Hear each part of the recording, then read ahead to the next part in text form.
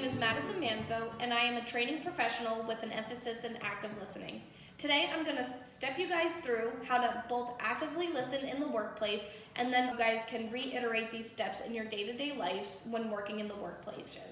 So as you can see, listening actively in the workplace is going to help you appear more efficient and more productive, and give your business a leg up on the competition when your company is able to connect with one another through correct listening patterns. So with that being said, I'm going to go ahead and move right on in to the training session, and I hope you guys learn some valuable lessons today. Hi, Chris.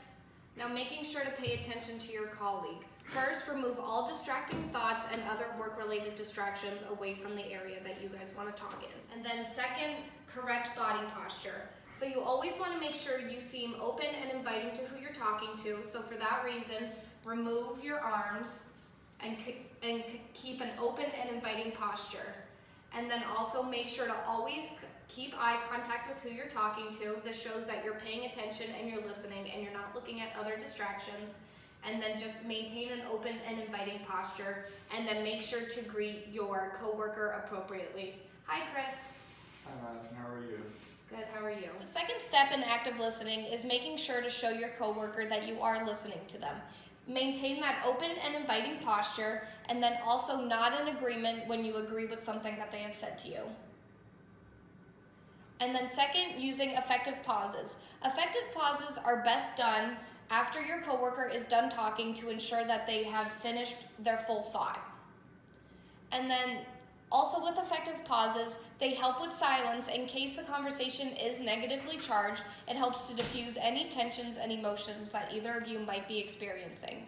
The third part of active listening is knowing how to respond to your coworker. So in this instance, there are 5 different ways to respond to your coworker, and we will walk you through all 5 of those options. The first one is paraphrasing.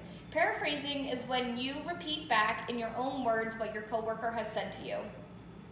Mary showed up at 9:30 this morning instead of 9 o'clock. So what you're saying is she was 30 minutes late? Yes, Chris, that is what I'm saying.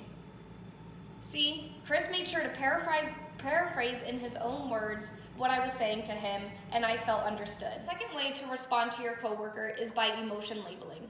Emotion labeling allows you and your coworker to reflect on the emotions that your coworker may be experiencing and help validate their emotions so that they feel understood. Mary showed up 30 minutes late to work this morning. You seem frustrated. Are you upset? Yeah, I am actually very frustrated, and I'm actually very upset. With emotion labeling, you allow your coworker to take time to think back on their emotions and to really reflect on what they're feeling in this moment. And the third method of responding to your coworker is by mirroring or reflecting on what they've just said to you. This is when you take the sentence that they said to you, but you phrase it slightly differently to show that you were listening to them. It makes me so mad that Mary is late to work every single morning. I can see why Mary being late to work every morning makes you mad. Thank you, Chris. The fourth way to respond to your coworker is by using I messages. Rather than placing the blame on your coworker, you are simply just telling the coworker how you feel when they do something that you don't like. Chris, I feel very upset when you show up late to meetings in the morning because it makes me feel like you don't care about the company. I'm sorry I was late this morning. I got stuck in traffic, but in the future, I'll try my best to make it on time every morning. Fifth way to respond to your coworker is by asking open-ended questions. Always avoid yes or no questions because that immediately shuts down any conversation you guys are trying to have. Also avoid using why questions because that may make your coworker feel judged otherwise. So finally, your best bet is to always use open-ended questions. And always make sure that those questions are surrounding what you and your coworker have been talking about up until this point. So to conclude your active listening session, I want to just show you guys the best ways to conclude the conversation and also be able to reiterate and practice your active listening patterns for future encounters. So to conclude your conversation, it is always best to validate your coworkers' emotions by giving them affirmative messages such as, Chris, I just want to thank you again today for taking time to talk to me. And then it's always best to make sure to encourage this type of conversation again in the future. I would love to continue talking like this with you. I think we've made some great progress today. And then finally, once you're done with the conversation, the best method that you can use to make sure that you are still active listening and that you will active listen in the future is by reflecting on everything that you have talked about today and reflecting on what you think did and did not work during the conversation. It's also best to kind of use a 50-50 ratio of showing how much you spoke versus how much you listened. In conclusion, it's very clear that active listening takes a lot of work.